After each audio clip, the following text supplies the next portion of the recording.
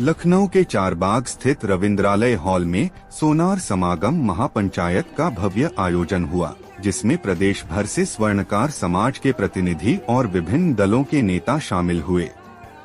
कार्यक्रम की शुरुआत संत श्री नरहरिदास जी और महाराजा अजमेर जी के चित्रों पर माल्यार्पण व दीप प्रज्वलन से हुई। वक्ताओं ने कहा कि 79 साल बाद भी स्वर्णकार समाज को राजनीतिक हिस्सेदारी नहीं मिली, जबकि देश की अर्थव्यवस्था में उनका बड़ा योगदान है।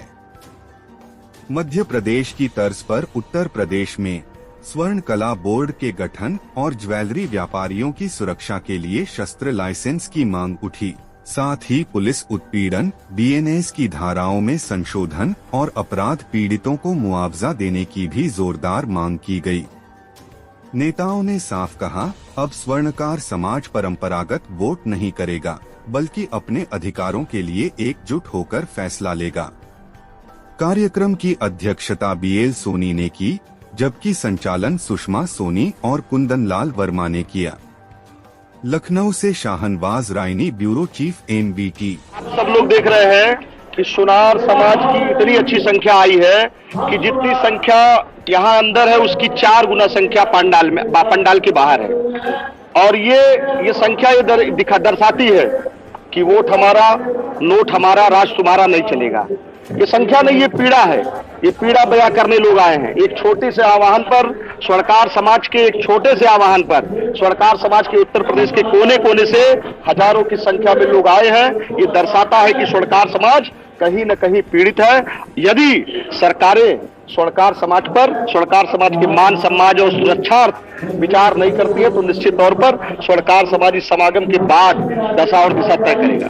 सर, राजनीतिक पृष्ठभूमि में स्वर्णकार समाज की क्या भूमिका रहेगी 2027 के चुनाव? 2027 के चुनाव में या 2027, अभी तो कंफ्यूज है कि पंचायत चुनाव पहले होगा कि बाद में होगा। पंचायत चुनाव से लेकर के पंचायत चुनाव, नगर निकाय चुनाव, विधानसभा चुनाव, लोकसभा चुनाव, सारे चुनाव में और सांगठनिक चुनाव में यदि स्वर्णकार समाज की भागीदारी नहीं तय की गई तो निश्चित तौर पर स्वर्णकार समाज निर्णय लेने के मूड में आ गया है। आज भारी संख्या में इस स्वर्णकार समागम में पूरे उत्तर प्रदेश से हमारे सभी सामाजिक लोग यहाँ पे इकट्ठे हुए हैं। और यहाँ पर ये सिर्फ भारी संख्या नहीं, ये सिर्फ भीड़ नहीं, ये उत्तर प्रदेश के स्वर्णकार समाज की वेदना है।